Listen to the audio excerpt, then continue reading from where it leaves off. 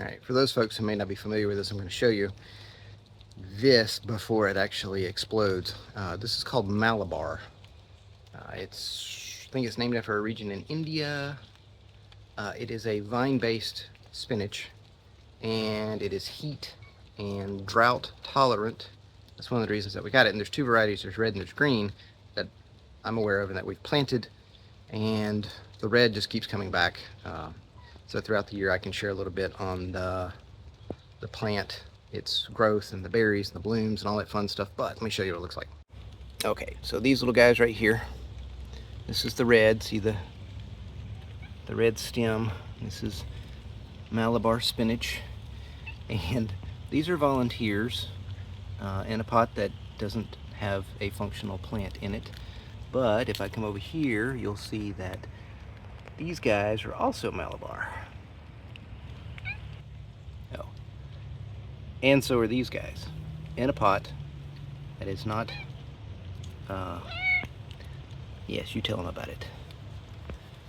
Hasn't been managed or kept. And then somewhere down in this big beautiful thing, this is bay, as in bay laurel, as in put bay in your chicken.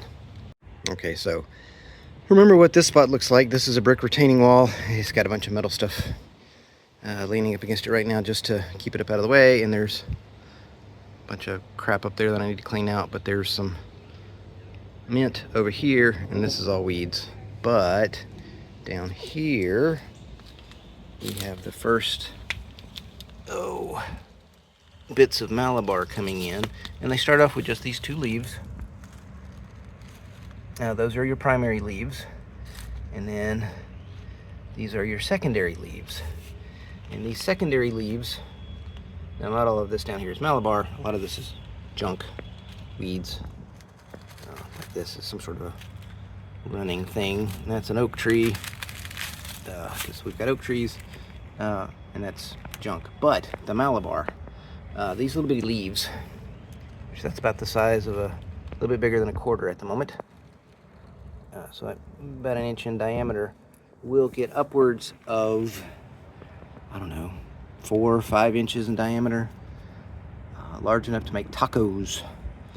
To give you an idea of how easily this stuff propagates, that is a wad of Malabar. These are Malabar. Over here, this is not, this is weed. We have pulled up Malabar plants in the past, had them sitting on the carport, not in the elements, for 2 weeks with no dirt, no water, etc. And they've lived.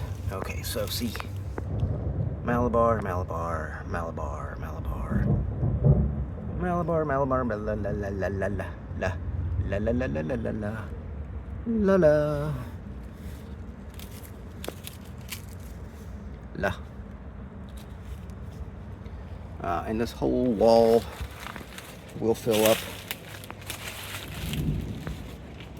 and it will produce more than we can eat.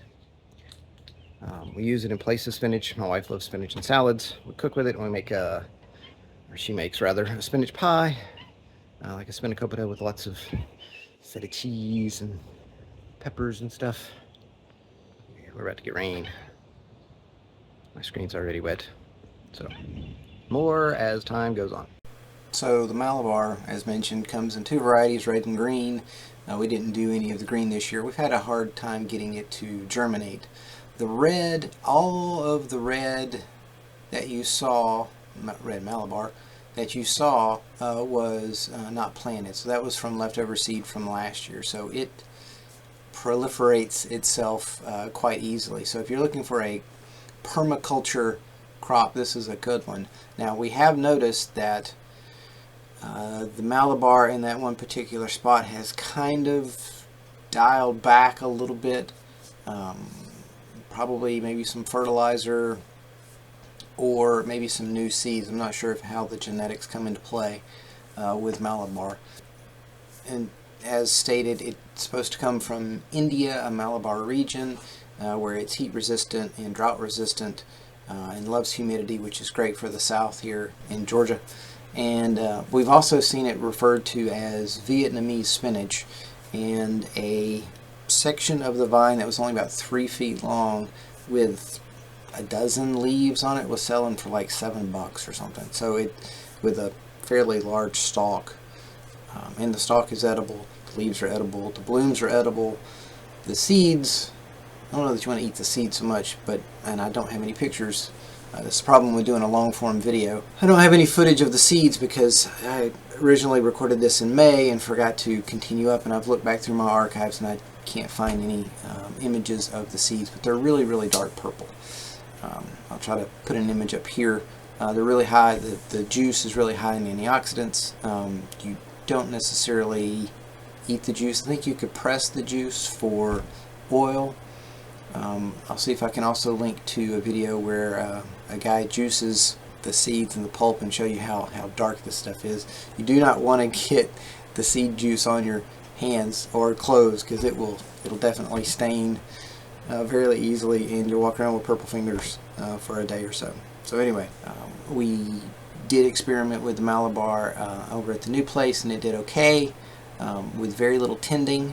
The Malabar here was more than sufficient for our needs. I believe my wife put away about 3 pounds off of just a couple of vines. She and her mother picked the last little bit right around Thanksgiving, and she cooked that up and froze it. I'll follow up on Malabar next year, and I'll try to do that as a bit of a regular update with the garden stuff so that you can see the progression of the Malabar, and then at the end of the season I'll try to pull all of that together so we have a complete story, unlike what I did this year. Thanks for watching. I hope you enjoyed it. Too many hobbies, not enough time. It's a theme song, y'all.